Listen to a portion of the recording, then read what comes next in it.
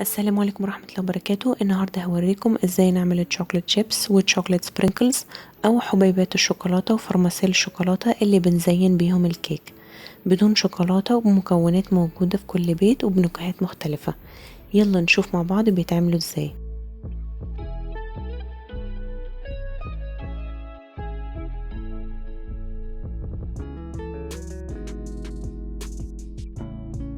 اول نكهة هنبتدي بيها هي نكهة الشوكولاتة. هنحتاج 4 ملاعق طعم سكر بودرة منخول، والخطوة دي مهمة عشان لو في اي شوايب او حبيبات سكر تتصفى كويس.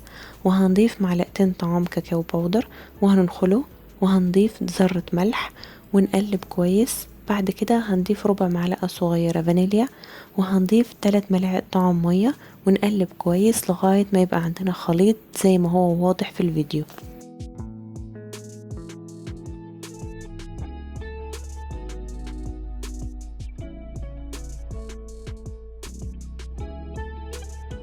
هنحط الخليط في كيس حلواني ونقص فتحة صغيرة ونرسم حبيبات شوكولاتة بالشكل ده.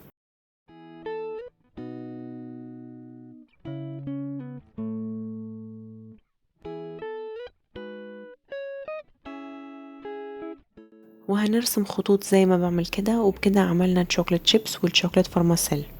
وبعد ما نخلص الكمية كلها هنسيبهم ينشفوا لمدة يوم. لو الجو حار وفيه رطوبة ممكن نشغل المروحة عشان ينشفوا أسرع. بعد ما نشفوا هنلاقيهم بيفكوا لوحدهم من ورقة الزبدة. لو نشفوا لقيناهم لسه لازقين في ورقة الزبدة هنحط فوطة مبلولة ومعصورة تحت ورقة الزبدة، وهنسيبهم لمدة 3-4 ثواني هما هيفكوا. وبكده الشوكولات شيبس جاهزين. اما الفرماسيل فهنكسرهم بايدينا على خفيف عشان يبقوا قد بعض. وبكده بقى عندنا شوكولات فرماسيل.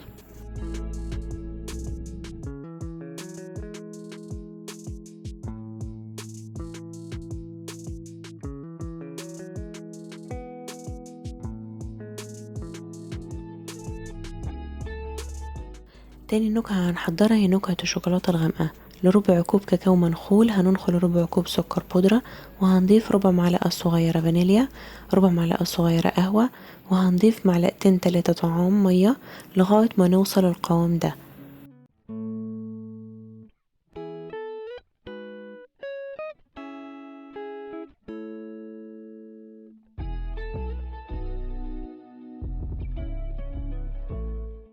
وزي ما عملنا المرة اللي فاتت هنرسم حبيبات شوكولاتة وخطوط.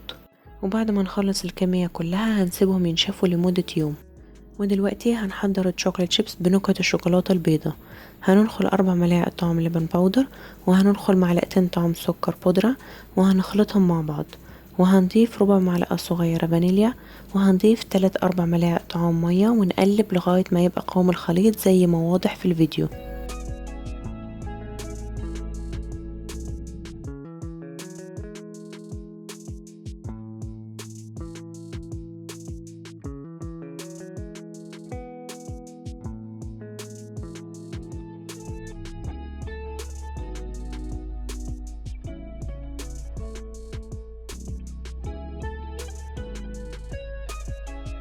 وهنرسم بكيس الحلواني دوائر الشوكولات شيبس وخطوط الشوكولات فرماسيل.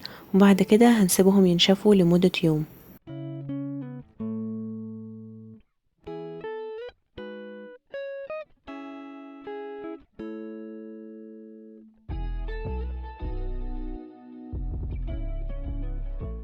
ونفس الخليط اللي عملنا بيه من شوية هنضيف نكهات صناعية وألوان صناعية، وهيبقى عندنا شوكولات شيبس وفرماسيل بنكهات وألوان مختلفة. أنا ضفت نكهة الورد للون الوردي، ونكهة المانجا للون الأصفر، ونكهة الأناناس للون الأزرق.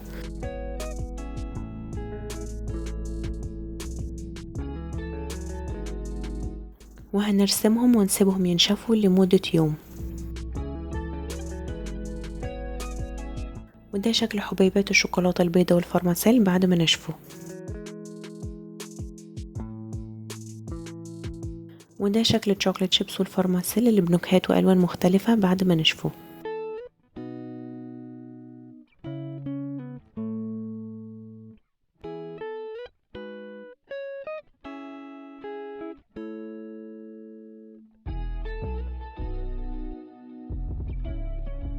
وبكده عملنا مع بعض الشوكليت شيبس والفرماسيل في البيت، وزي ما شفتوا طريقة عملهم سهلة وبسيطة جدا ومكوناتهم كمان على قد الايد.